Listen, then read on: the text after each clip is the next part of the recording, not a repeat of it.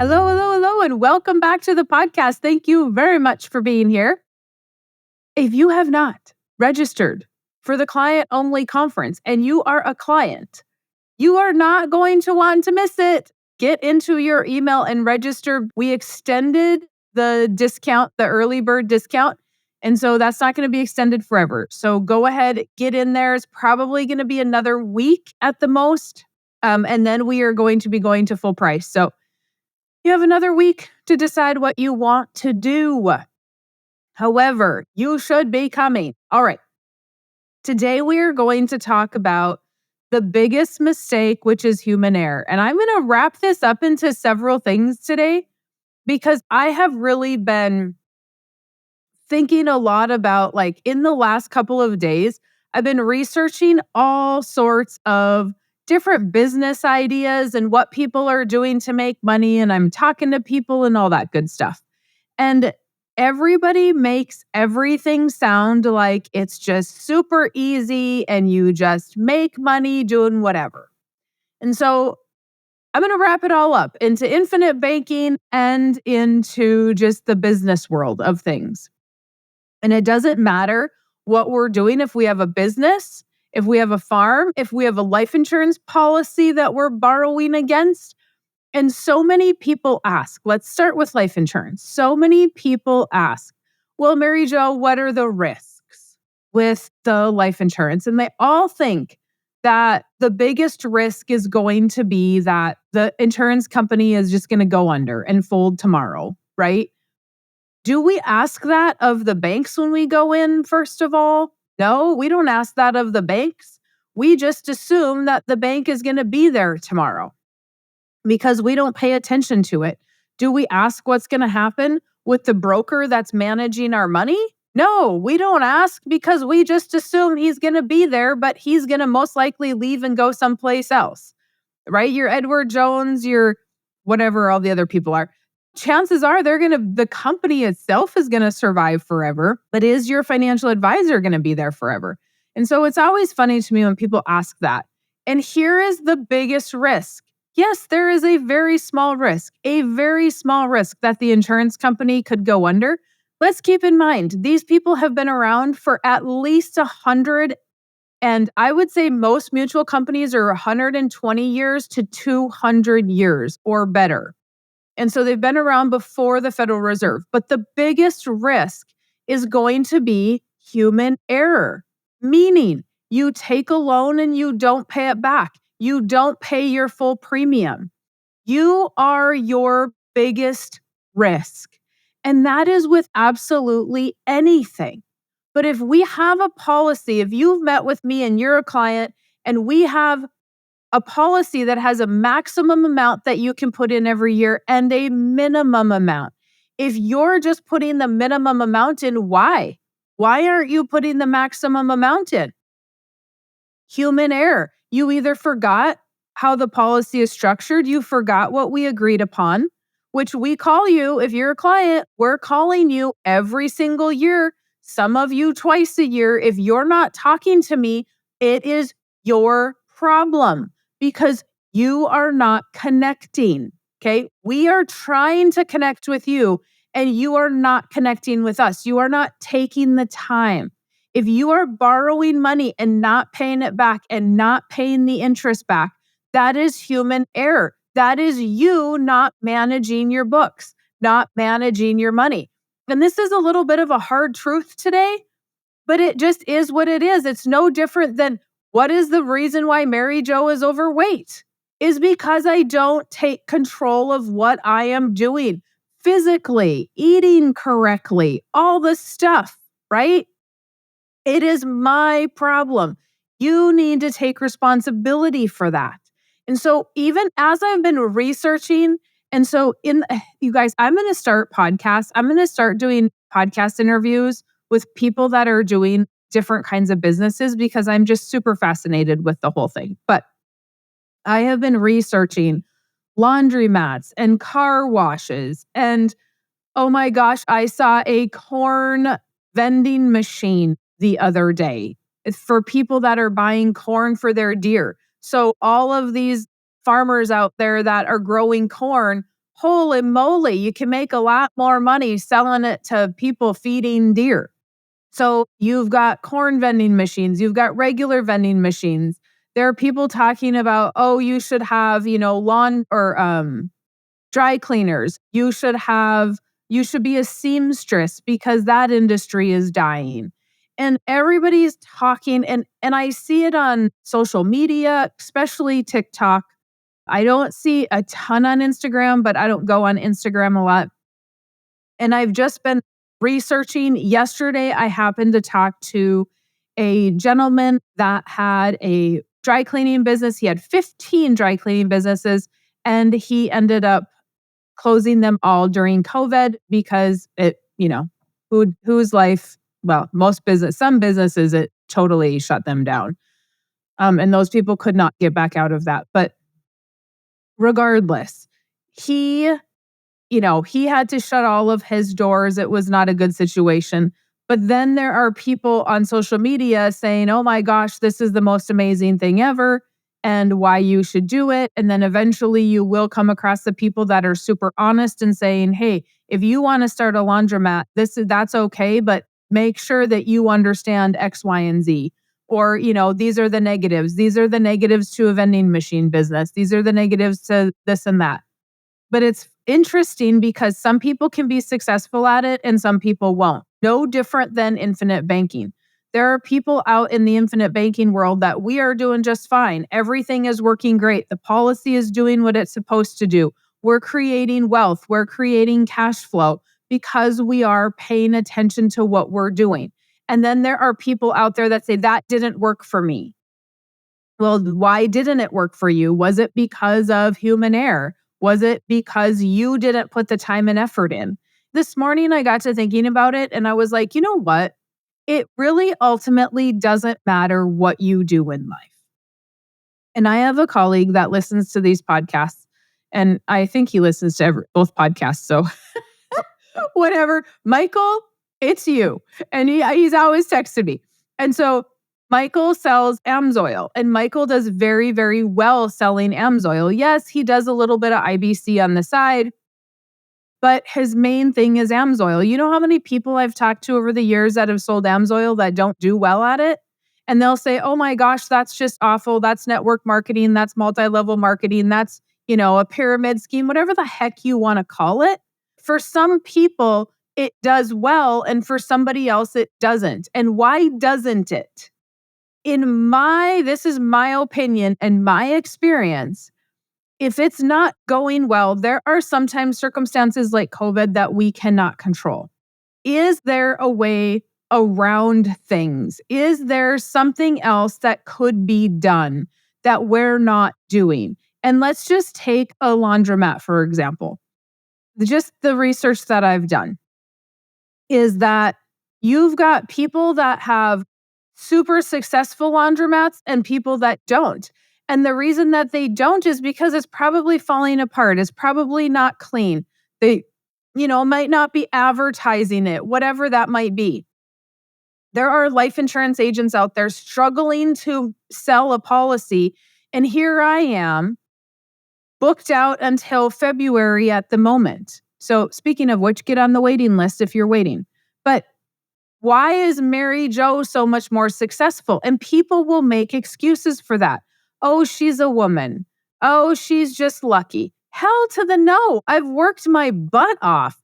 I'm sharing information. I have 2 of these podcasts as if, I'm just trying to squeeze this podcast in today before meetings at the very last minute for this thing to be edited to go out Thursday evening. Yeah, seriously. I don't just sit around and eat bonbons all day, right? I have rental properties. Why is my rental property successful when it's out of town? Why are the ones in town not as busy as ours? And it's because we've done things differently. We've done the research. And so what I'm trying to say is it doesn't matter. I have come to the conclusion this morning that it doesn't matter what you do. You can be successful. The only thing stopping you is you. And so if you have a business and you are not advertising the business, and the business was not in the right location. Because if you open a business in the wrong location, whose problem is that? That's not the location's business. It's your business because you picked the wrong location. You didn't do your due diligence. Human error. And so it's just like I think about, oh gosh, this person should do this. And I have all these ideas for people. And I can give you the idea, but I can't make it work for you. You're the one that has to do that.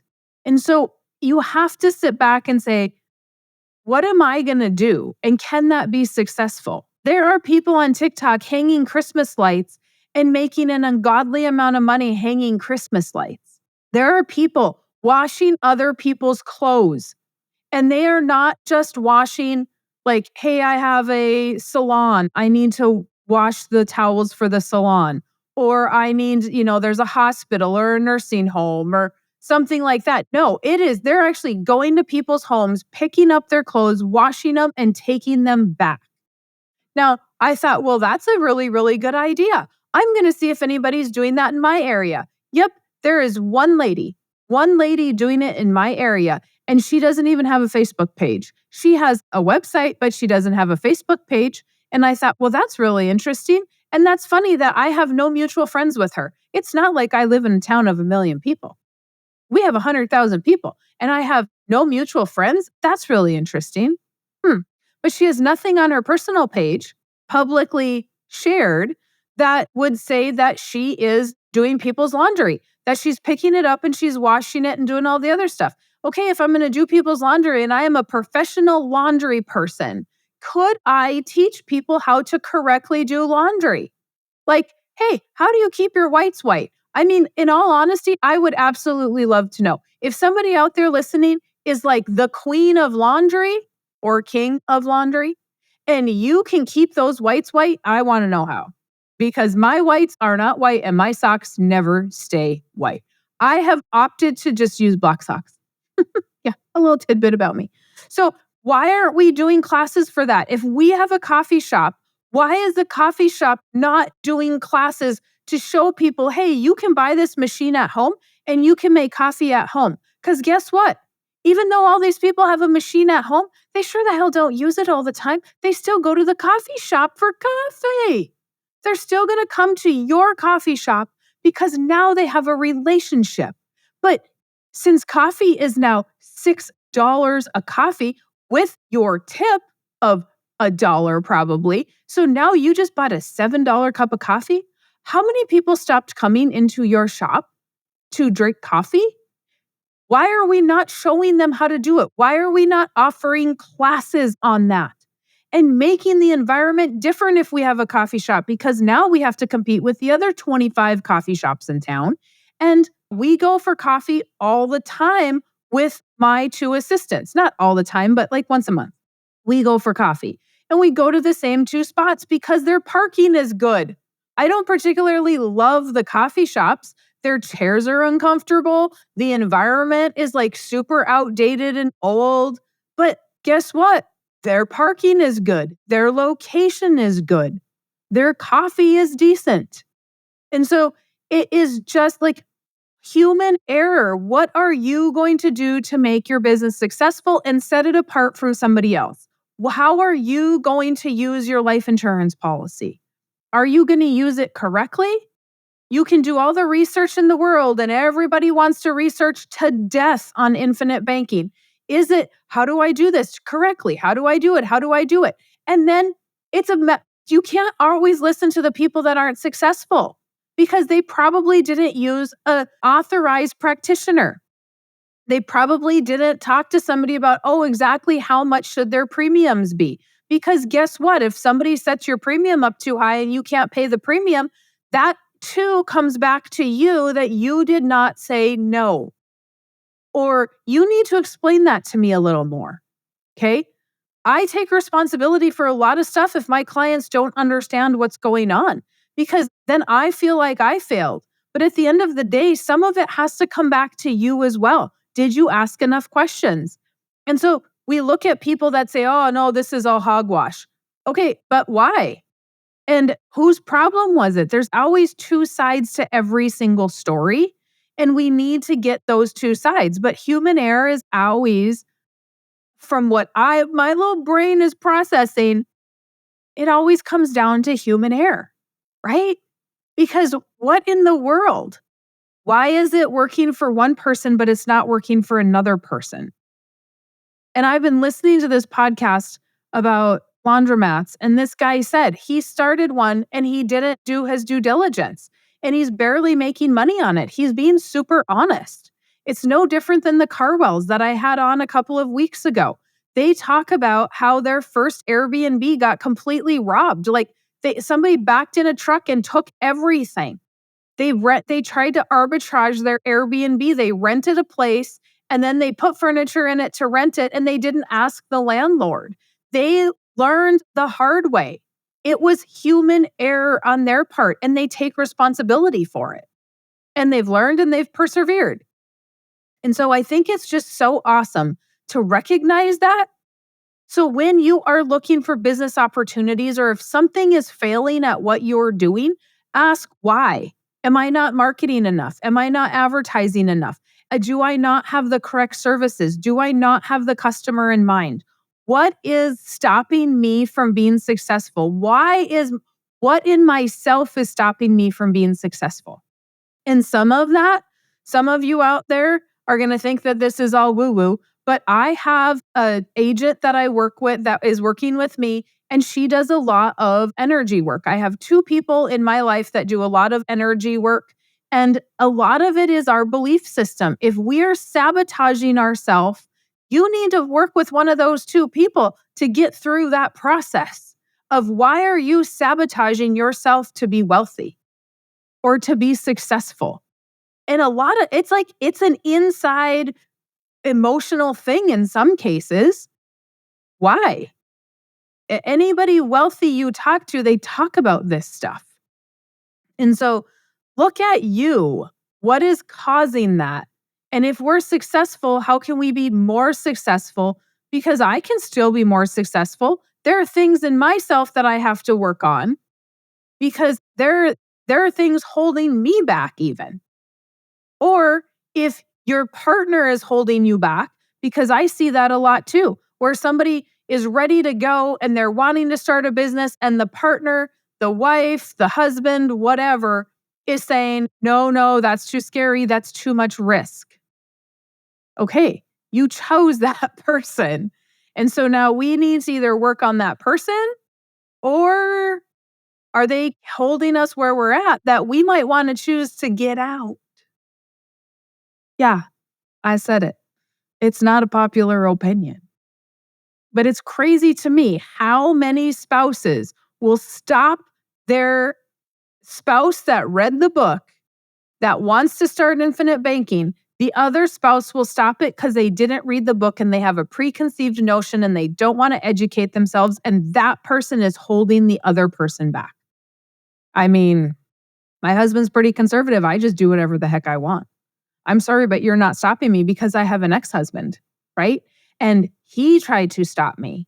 He was not supportive and I left. Done. I'm not going to stay all hidden my whole entire life because that's where you're comfortable. That's not my problem. That's your problem. And I'm not carrying your problems. Okay. So again, I had to make that decision. And so I'm not out here advocating for everybody to get divorced, but it needs to be a conversation if you have a spouse holding you back. But that comes back to you getting to make that decision.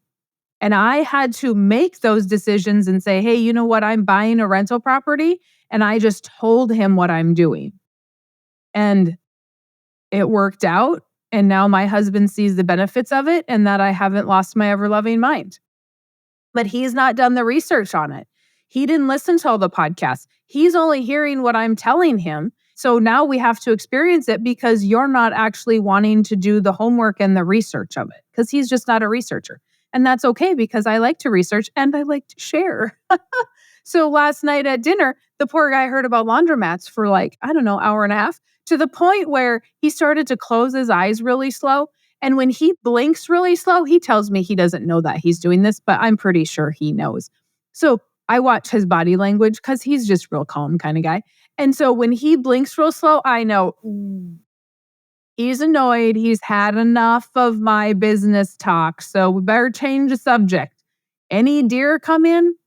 Right? Because that's what he's watching is his camera for deer. Any deer come in? How was work today? Because I could get super excited about things and it's not always lovely. And to have dinner with me when I am talking about business ideas. All right, you guys. So think about that.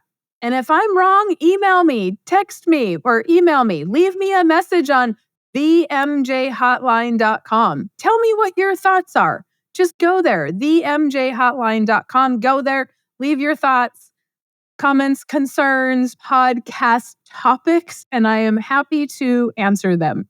Otherwise, you guys have a fantastic rest of your day, and I wish you the ultimate success in whatever it is that you do. Have a good one.